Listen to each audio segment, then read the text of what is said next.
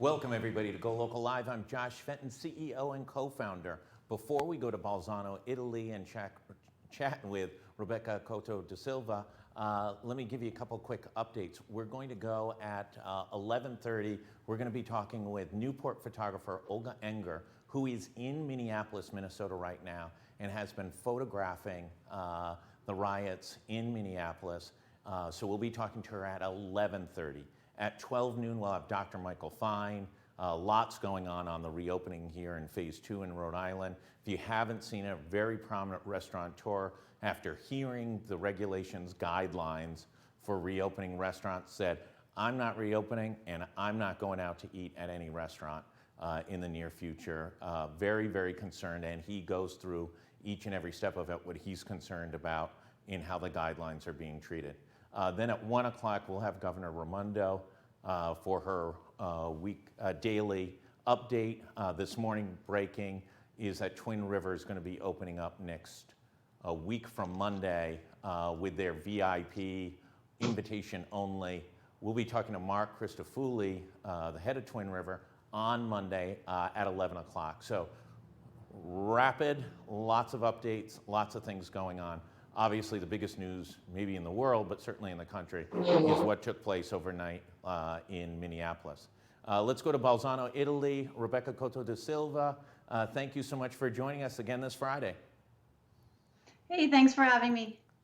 So Monday, the U.S. press, Wall Street Journal, Washington Post, as well as the Italian press, local IT, etc., had a lot of news coverage over the difficulties of last Monday.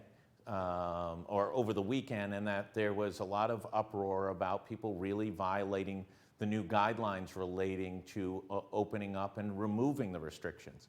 Talk a little bit about what's going on and how the reopening is working.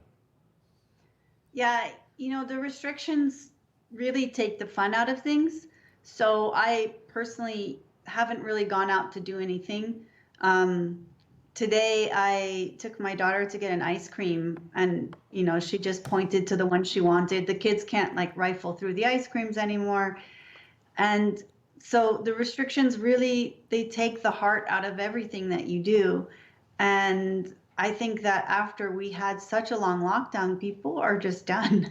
And it's, the problem is that the virus is probably not done because it seems that the restrictions, the initial harsh restrictions, led to the drop in cases.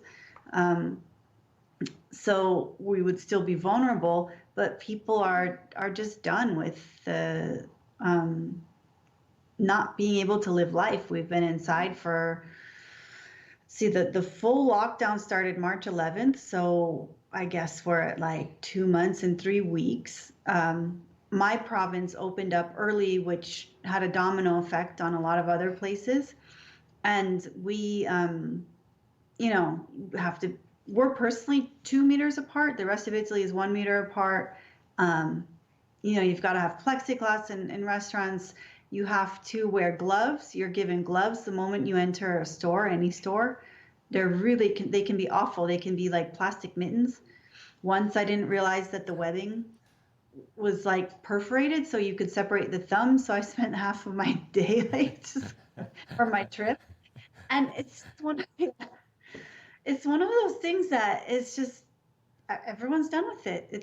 It's going to be summer, and I'm not saying that it's okay, but I'm saying that it's just, we've been inside since March 11th at the latest.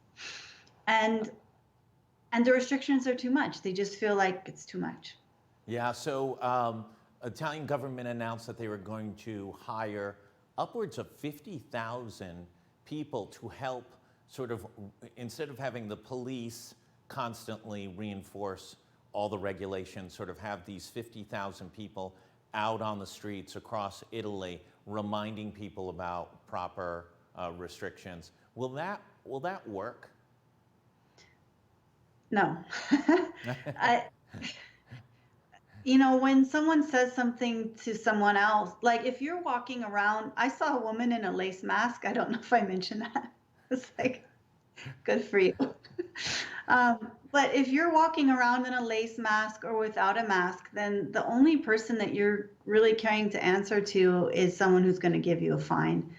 And I, if these people are being paid for it, it might be good for the economy, but I don't think that it would actually help social distancing. Maybe if someone said, "Hey, man, I'm one of those volunteers, Yeah. and could you move aside because I've got this job to do." But if you go up and say, "Hey, man, social distancing, you're supposed to be this far apart," I think the answer is going to be mainly nonverbal. Yeah. They're famous for hand motions here, so. Obviously, and if you're an American, it's disconcerting. People who you meet for the first time and on all greetings kiss you on both cheeks. That obviously was restricted during the harsh lockdown, but and is still restricted against in this. But the reports are that Italians are resorting back to their old behavior and are back to kissing one another on the cheeks, driving the government nearly insane. Because they know that if that's the behavior, that will create spread. Yeah, and for me, it's actually even worse because my husband and daughter are Brazilian. Well, my daughter's half Brazilian, and they start on the other side. So I've planted it on someone's lip quite a lot, a few times here in Italy because I go for one side, they're going for the same side because it's the other side, and it's been extremely awkward. But yeah, that's how people say hi. It's one of those things where when I see someone out in public, we lean toward each other. Right. And then realize there are not necessarily that social distancing rules are in place, but that there are other people watching, right? I don't even think that it's necessarily people are that concerned anymore. They lean, oh, look around, okay. And I'm not saying, because we're not allowed in each other's homes, but it's one of those things where the attitude is really like, oh God, we got to keep doing this. Whereas it's not, this is a really important measure to continue saving lives. Last week we spoke about the return of soccer. Is there any update on whether or not Italy will follow Germany and resume playing? The Premier League, I think, announced June 17th as their restart date. Okay, yeah, I've heard in the teens in June. I was thinking 13th and 14th. There's a league that goes forth on the 20th, and there's a league that picks up its finals on the 13th. I believe the 13th. And yeah, those are going to be behind closed doors, no crowds, obviously. But yes, Italian soccer will pick up again. And will Italian fans be ready if they play a game or two and then have to shut down because of infection, or will there be virtual riots on the street as only Italian soccer fans, maybe hooligans from England as well, can be so demonstrative? Yeah, I think that the big problem is going to be bars. I don't know a lot about this because I don't subscribe to the service, but I believe that it's a satellite service that broadcasts the really good soccer games. Yeah. So people who have just the basic cable tend to go to bars. And in an economic downturn, I would imagine that's more people. I don't know. I mean, actually, in fact, this weekend, for example, here is a 4-day weekend, I believe. And then in the rest of Italy, the big day is June 2nd. But for us, there's this sort of Austrian Pentecost on June 1st. And it's tied to Easter. And so it happens to be the day before the national, I think it's Constitution Day. But I'm not sure exactly what day it is, but it's basically the day that Italy adopted its constitution, or the form of government, the form of country that it is now. If you can keep up with Italian holidays, you're a better person than Yeah. almost anyone. Between religious holidays and national holidays, it's amazing anything gets done in Italy. Well, we have Austrian holidays here too. So we've got the Austrian holiday on Monday, the Italian holiday on Tuesday. And so what they're doing is they're closing bars down at 8 p.m. No drinking outside as of 8 p.m. And then you've got the strict 2-meter social distancing rules inside. So I would imagine that there might be rules like that on the days that there are soccer games. they would be prudent if that's what they're looking to do, would be to enforce a kind of holiday rule for a soccer game. Has the Austrian, you're on the Austrian border, is the Austrian border now open for travel? I don't believe so. I've heard that it would be not for people. Obviously, goods have been coming over the whole time.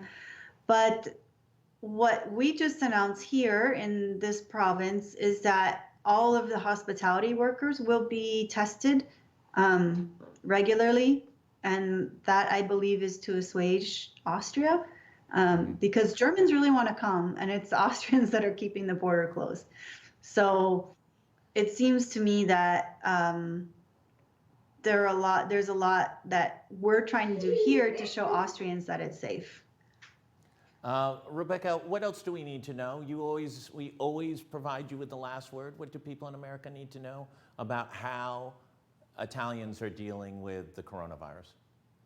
Yeah, I would say just keep an eye on what's happening for us. My province personally reopened on May 11th, so we're coming up on 3 weeks soon. So if things like masks and distance allow people to get around, our numbers should show it. And so far, our numbers have been great.